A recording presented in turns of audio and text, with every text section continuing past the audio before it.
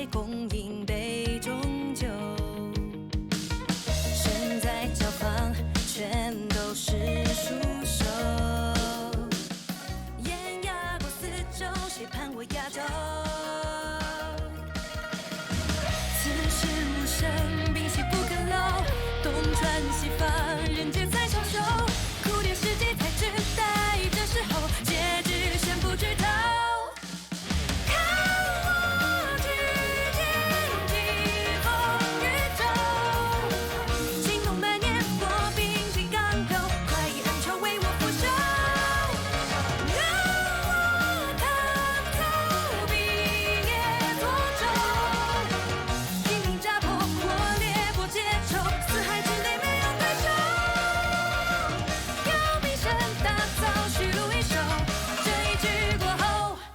胜一筹。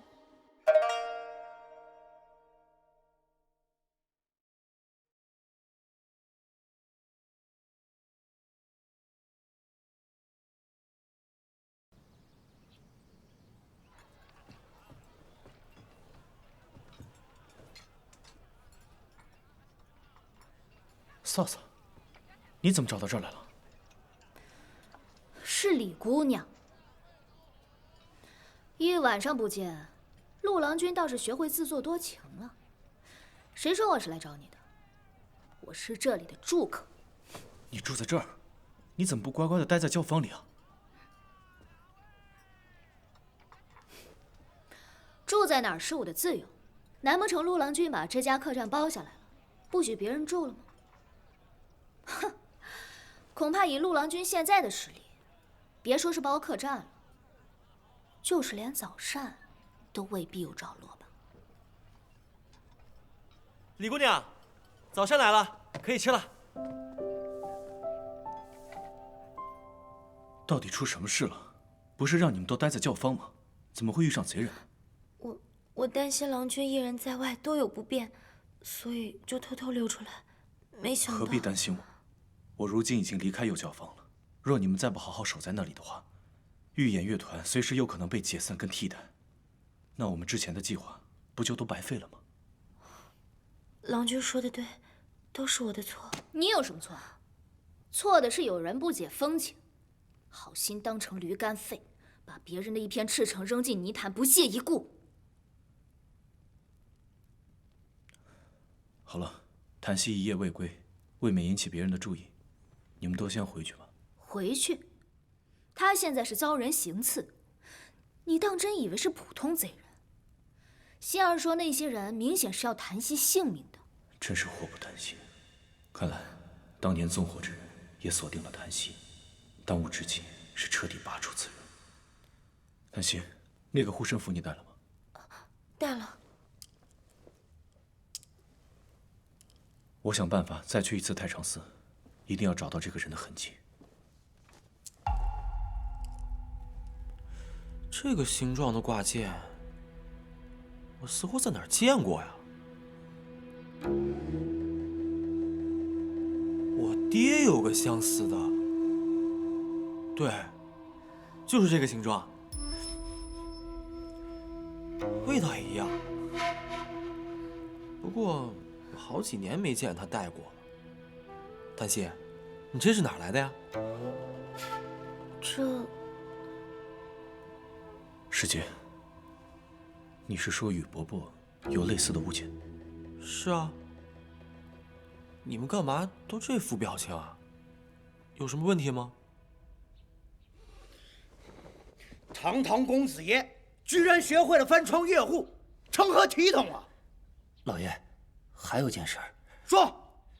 杀那丫头的两人来报，说是马上就要得手了，谁想郎君突然出现，他们怕伤着郎君暴露身份，就只能暂时作罢。废物！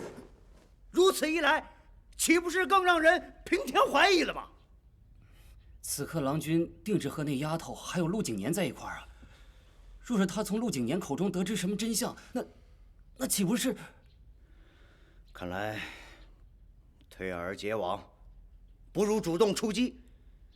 去送信给陆景年，就说我约他醉仙楼一叙。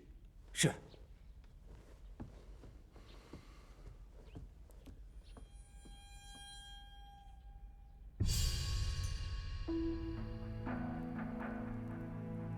没想到焦方氏竟然有可能和当年那场大火有关。倘若真的是他，那之前种种阻止我们调查的行为，就可能是为了掩盖当年罪行。这么想来，一切都说得通。不是，你们怎么都不说话呀？还一副这个表情。时间不早了，教坊还有事情，你们莫要让人落下口实。星儿，你带着檀溪，还有师姐先回去吧。好，放心，我一定安全把他们送回。那他呢？我还有一些事需要李姑娘帮忙，待会儿我亲自送她回去。亲自送？哼，那护花使者的事儿我就不掺和了，我走了。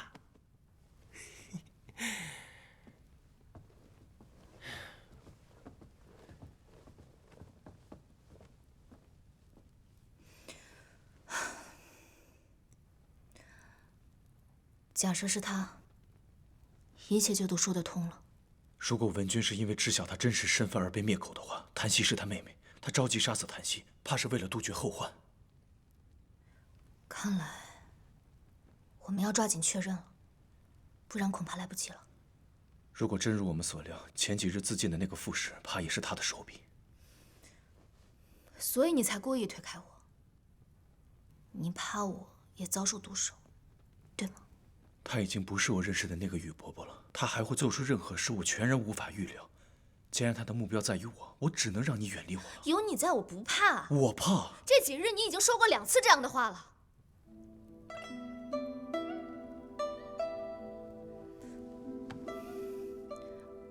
我知道，你敬雨伯伯如师如父。如果有些事情你不想面对，我来替你做。我已经没有后路可言了。为了那13个人的性命，为了改写这世道的不公，我绝不能后退半步。客官，客官，有人给您的信。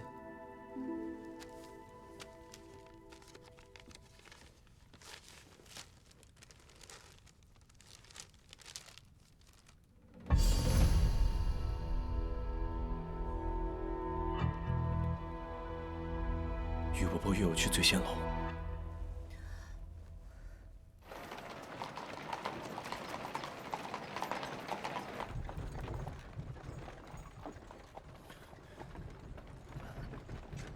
老爷，您可想清楚了？这层窗户纸一旦被捅破，那您的秘密就可能会被陆景年知道，这后果不堪设想啊！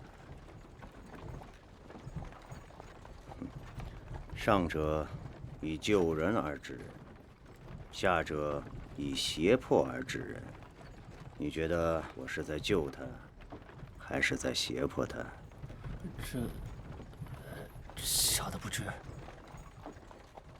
放心，这条路我如履薄冰地走了20年，又岂能轻易被他人斩断？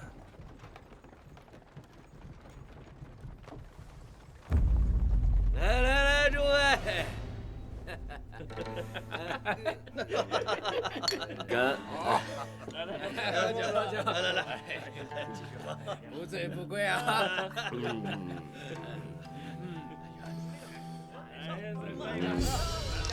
哎，你做什么？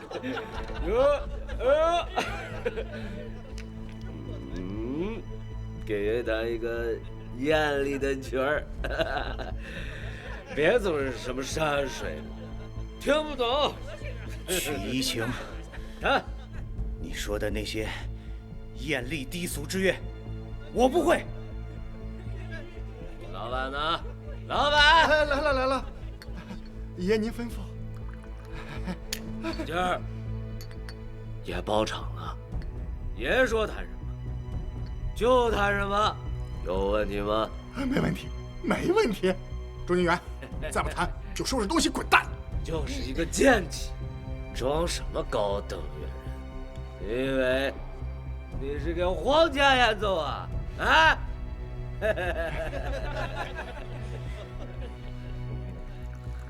我发誓，终有一天，我会摆脱阶级，摆脱这里的一切。就是个贱籍！我的钱，钱，这是你的钱啊！你别碰我钱，我的钱！给我打他！别打了，爷！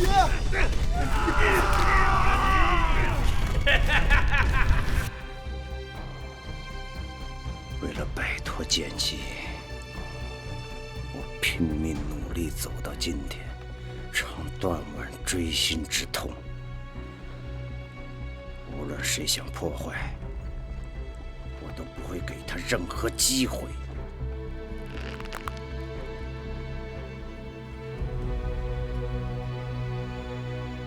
陆郎君，请，教坊使已经等候多时了。我陪你。姑娘，教坊使只请了郎君一人，姑娘还是在外等候吧。无妨。今日不过是一顿家常便饭，没有外人。既然李姑娘与锦年关系匪浅，也当是自己人。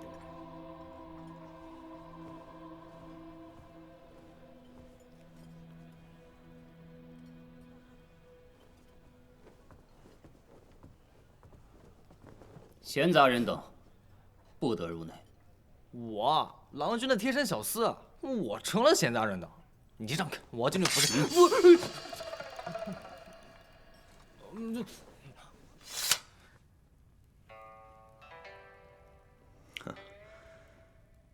这醉仙楼的菜品比宫中御膳，有过之而无不及。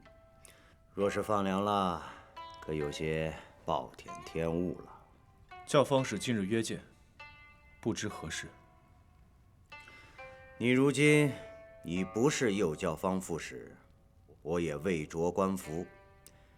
今日只是家宴，随意称呼就好。景年啊，这桂花酒酿入口香醇，可是老板多年珍藏。我知你爱喝，特意向他讨来。快尝尝，可还能入口啊？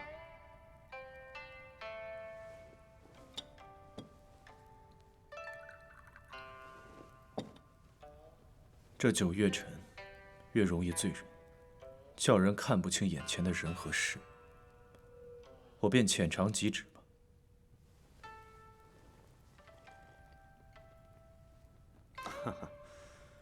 我这世侄啊，跟杰儿完全不一样，从小就知分寸、守礼仪。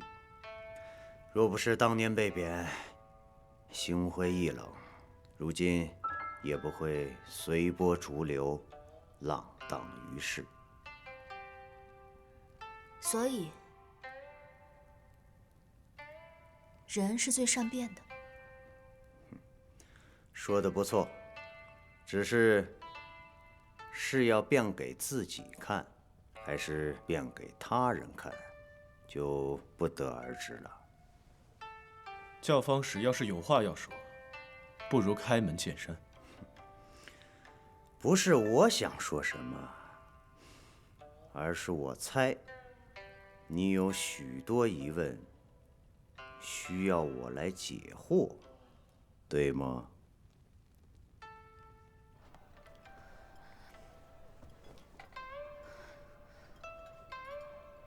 你去哪儿了？里面半天没有动静，也不知道小姐和陆郎君怎么样了。我去买这个。再给他们一盏茶的时间，要是再不出来，哪怕血洗了醉仙楼，我也要把郎君和李姑娘给救出来。生津哥，你的手怎么在发抖啊？有吗？这菜刀太沉了，你先帮我拿下。是。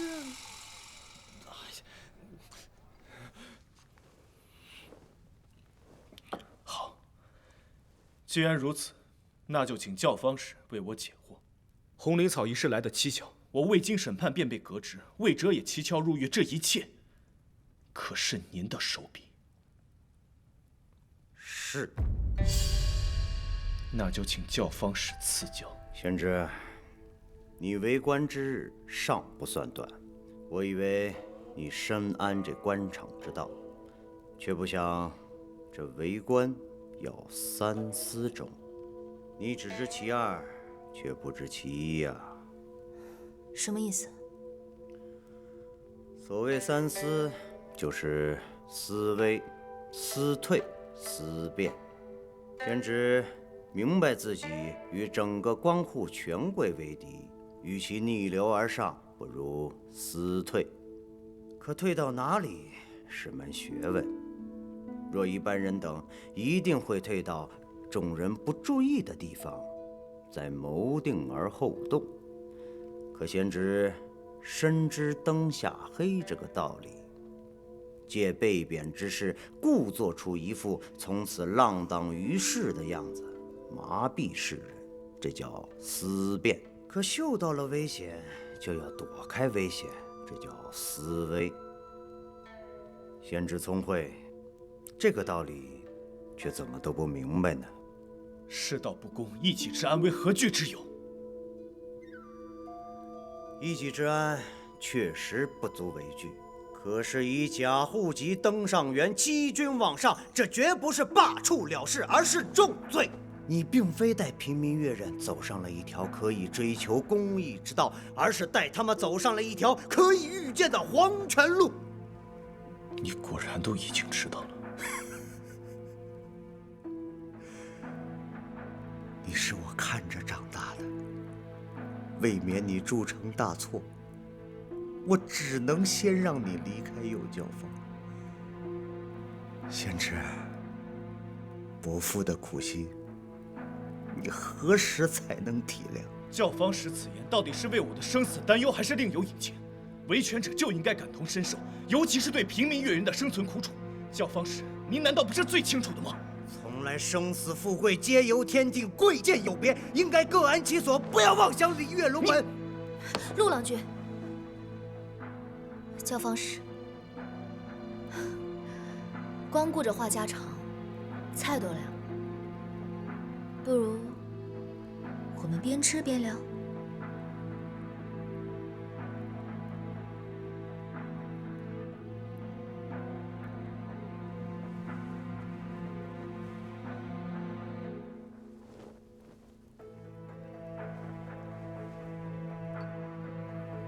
贤侄，如今你已离开右教坊，伯父我身为教坊使，权势滔天虽谈不上，但关照几个越人还是绰绰有余的，所以你大可放心，我会让苏宗臣好好对待他们。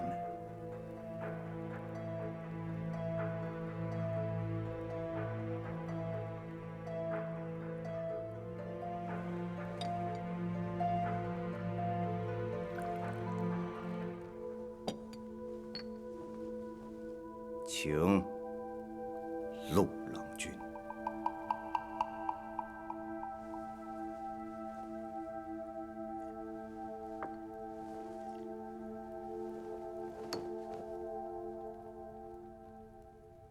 我这次脱跑出来，我爹肯定气坏了。本来最近他身子就不好，我回去看看，若他没事，我就立刻来找你。嗯。怎么了？怎么你们最近都吞吞吐吐的？你这样，年年也这样，是不是有什么事儿瞒着我？你有没有想过，红灵草事件因你而起，右教坊出事，陆郎君被带走，而你父亲却突发疾病，这一切是不是都太过巧合了？巧合？你是什么意思啊？哎呀，你记不记得那天我跟你在集市上采购，我说好像看到云深跟那个商贩在说话。什么商贩？就是那个满脸都是胡子的那个商贩，你从他那儿买了云灵子，把陆郎君给害了的那个商贩啊。不是说看错了吗？哎呀，我本来也以为我看错了，但是那日我去你家又看到了云深，我觉得就是他。而且今日李姐姐和陆郎君对你说话都支支吾吾的，我觉得是不是这一切都跟教坊使有关？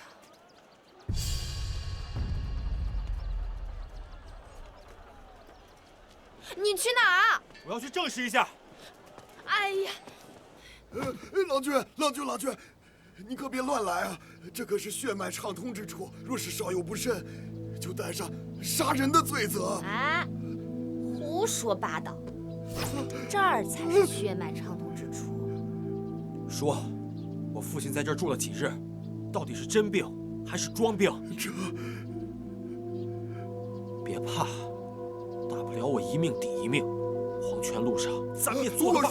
我说，愚公不过是火急之症，只需饮食清淡，静养几日便罢。那生死攸关，也是假的啊。是愚公让我告诉郎君的，我也只是奉命行事。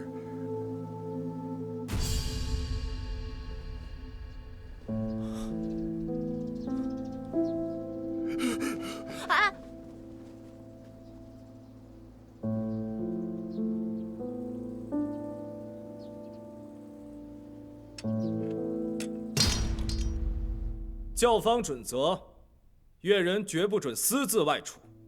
你们不但不遵守，还夜不归宿。不要以为法不责众，我就拿你们没有办法。陆郎君在的时候也没这么严苛。我们是越人，又不是犯人，凭什么不准外出？你也说是陆景年在的时候，如今右教坊由我执掌，所有规矩由我来定。这位姑娘，是不是想以身试法？私自外出是我的错，与然妾无关。苏郎君要责罚，就责罚我吧。是我的错，惩罚我吧。够了！不要再来陆景年惺惺作态那一套，演什么团结一心的戏码？技艺高于一切，你们若达不到我要求的水准，只能被淘汰。我还不知苏郎君为何如此上进，对越人还有要求，是要求银子上的数额还是重量啊？在我圣朝，以财力入教坊，并不少见。毕竟有些人官职比你高，银子比你多。上元节是块肥肉，众人皆知。若到时真有人以财力相拼，保不保得了各位，且看造化。什么意思啊？要把我们赶出教坊？哎，郡主来了。不知郡主驾到，有失远迎，还望恕罪。苏郎君言重了。今日我在宫中向圣人请安时，听闻你临危受命，一人担任2教坊之职，实属辛劳，特意备上一些糕点以作慰劳。多谢郡主牵挂，苏某不胜欢喜。就说苏郎君辛劳，刚刚上任便让众人齐聚练习。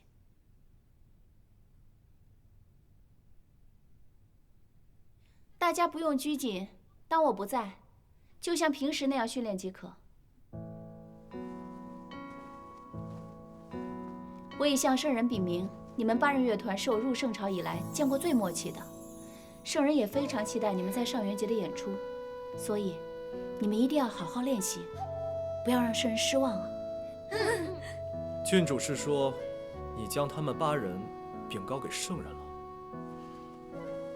对啊。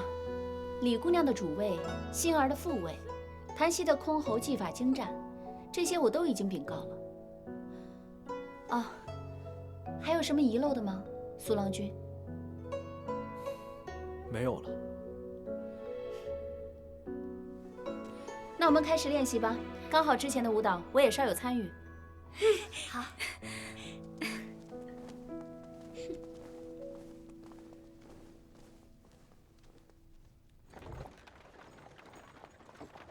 郡主，您怎么总是这样啊？怎么了？您总是在背后默默为陆郎君做事，这不是白费功夫吗？这怎么会是白费功夫呢？虽然我不知道陆郎君在做什么，但是我相信他一定没有放弃右教坊众人，也没有放弃上元节。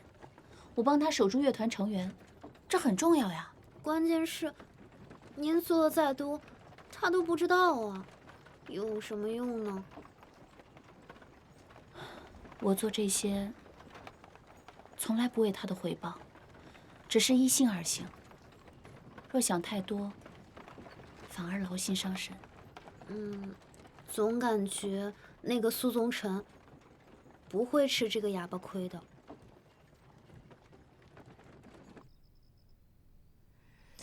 没想到，看似和蔼可亲的教坊使，竟然有如此狠厉的一面。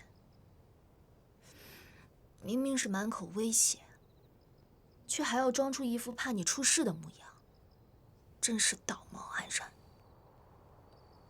利欲熏心，当真让人蒙蔽了双眼。可他若真是贱籍，为何又会说出贵贱有别，不要妄想礼约龙门的话？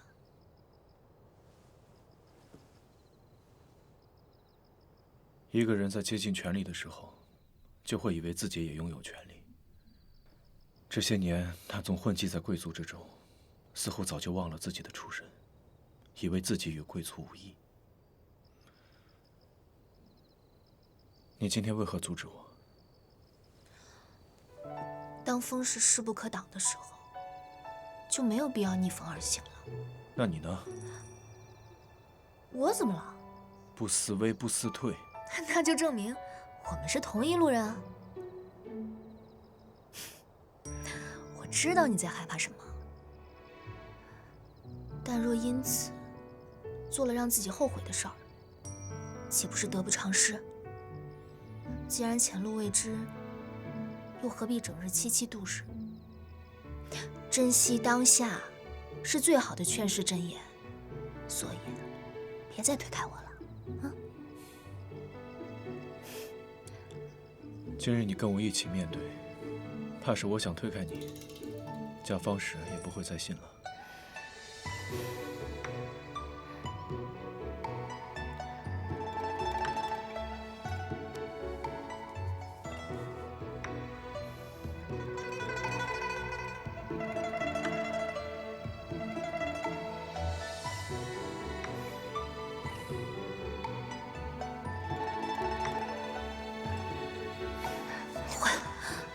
我的手不会又突然消失吧？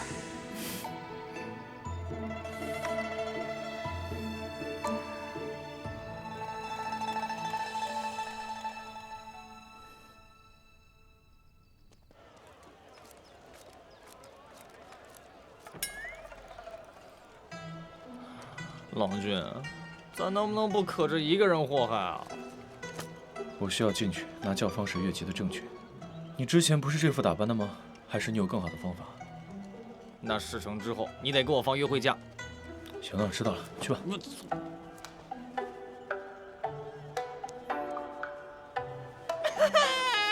叫魏征给我出来！这个怎么给他们闹主？他结婚完之后几日都不归家，他躲在太常寺里算什么好汉啊？这个泼妇到底是什么人？呸！你管谁叫怨妇呢？我可是你们未来的主子。她好像是那天魏公带来的丑丫鬟，上次来过。魏征，你给我出来！这魏征要是再不出来，我就撞死在这太常寺的我做冤魂女鬼！别，就是你撞死也不行。魏公被抓进了牢狱了。哎，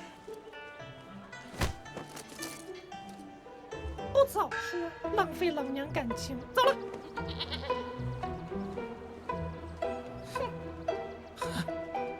你是魏公，平时看着挺正派的，怎么还饥不择食啊？男人嘛，也有酒后乱性的时候，理解点。不过，我要是魏公，就算下大狱，我也不娶她。也是。哎。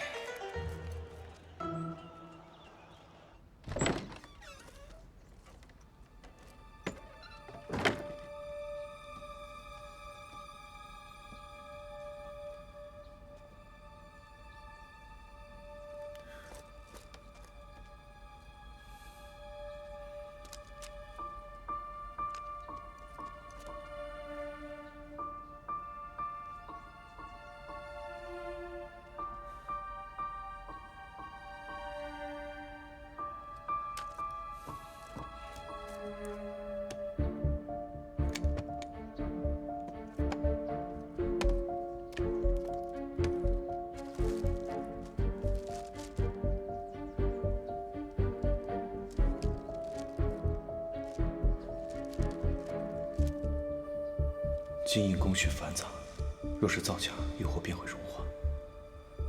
但此印依旧清晰可见，难道是我们推断错了什么？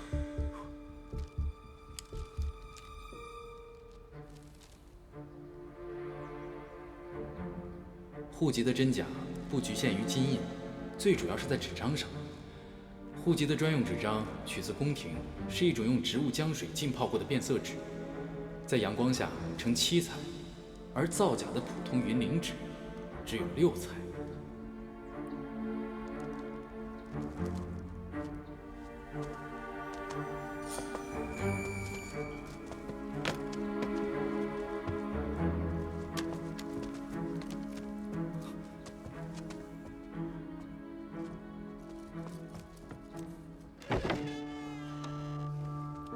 教坊使，请。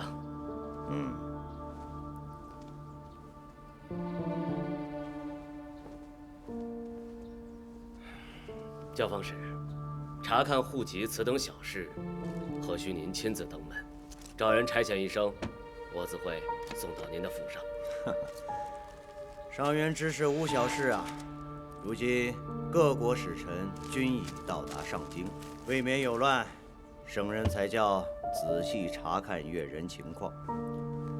况且徐少卿若升任太常寺卿，你我就分属平级，又怎敢劳您大驾呀？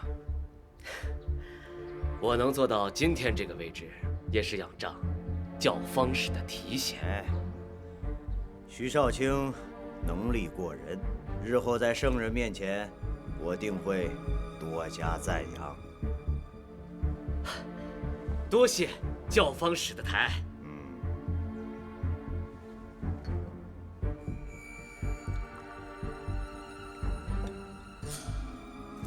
请。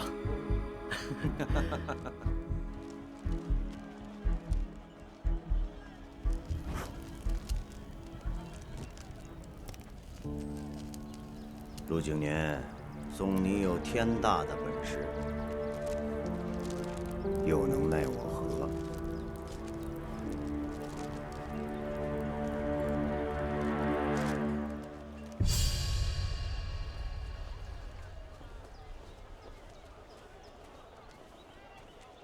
郎君，你就带我去吧。教坊使身份尚无实证，他拿走了月籍，我只能去冀州探查一番了。此行秘密，需慎之再慎。我一人便足矣。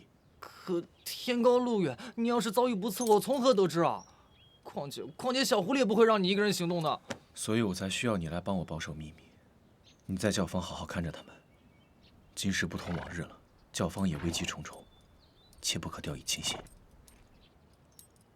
那好吧，那你要记得日日与我飞鸽传书报平安。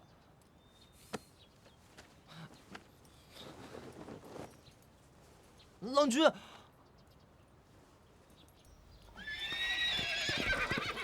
驾！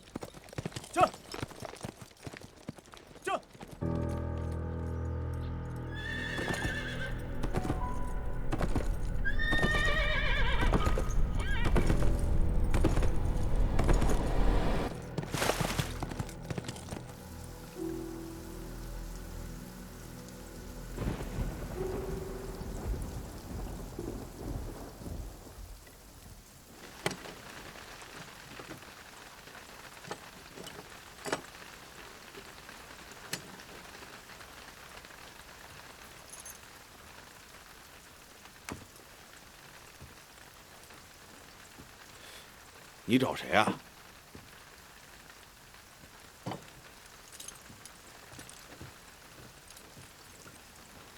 请问这个护身符可是这家人所用吗？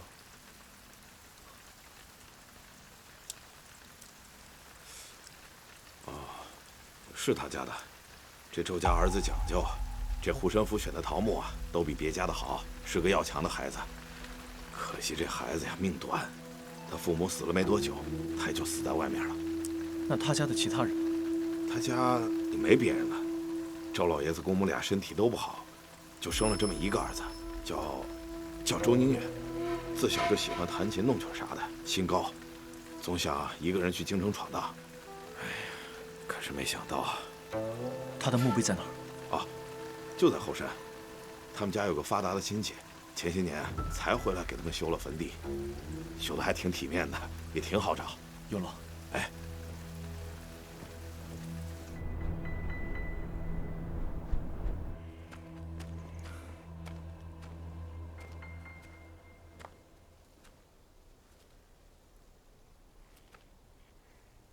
若此人就是教方时，那真墓应该是空的。新土难道被什么人动过？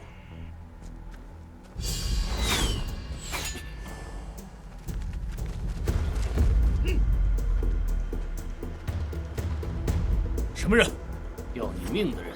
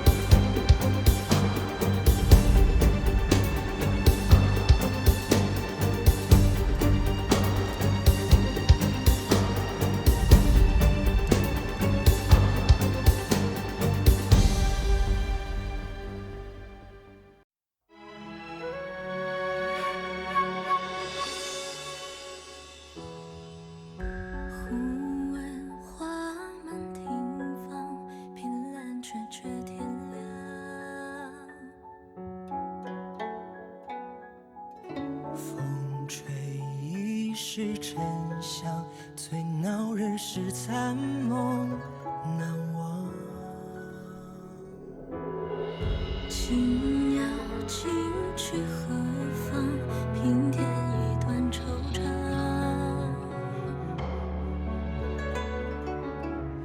倘若再不可见，最难解是情意绵长。